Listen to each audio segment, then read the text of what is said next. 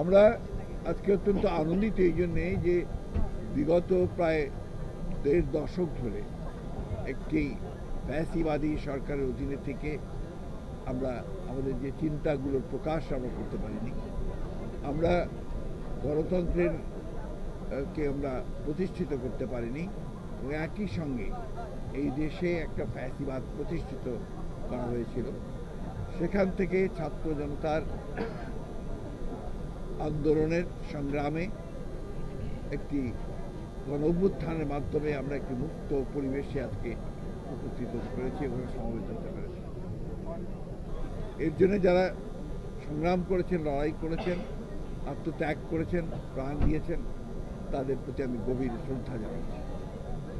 গত July August আন্দোলনে যারা শহীদ হয়েছেন তাদের প্রতি এবং দীর্ঘ ১৫ বছরে যারা গণতন্ত্রের জন্যে প্রতিষ্ঠিত করবার জন্যে, গণতন্ত্রকে আপনার প্রতিষ্ঠান হিসেবে পরিণত করবার জন্যে যারা সংগ্রাম করেছেন, লড়াই করেছেন, তাদের প্রতি আমি গভীর শ্রদ্ধা নিবেদন করছি। আমরা আজকে এমন একটি অবস্থায় উপনীত হয়েছি যখন আমরা একটি ফ্যাসিবাদের অবস্থা থেকে গণতন্ত্র উত্তরণের ট্রানজিশনাল পিরিয়ডের মধ্যে আছি। এই সময়টা আমাদের সবচেয়ে বেশি সতর্ক থাকা প্রয়োজন। আমাদের প্রত্যেকটি মানুষকে তার নিজের দায়িত্ব সম্পর্কে সচেতন থাকা প্রয়োজন। বিশেষ করে এই আন্দোলনের সঙ্গে যারা জড়িত ছিলেন তাদের অত্যন্ত আমি মনে করি যে দায়িত্বশীল ভূমিকা পালন করবার একটা দায়িত্ব রয়েছে। আজকে একটা মুক্ত পরিবেশ সৃষ্টি হয়েছে। সেই মুক্ত পরিবেশের আমরা দায়িত্বশীলতার সঙ্গে আমাদের ট্রানজিশনাল পিরিয়ডটাকে আমরা অতিক্রম করব।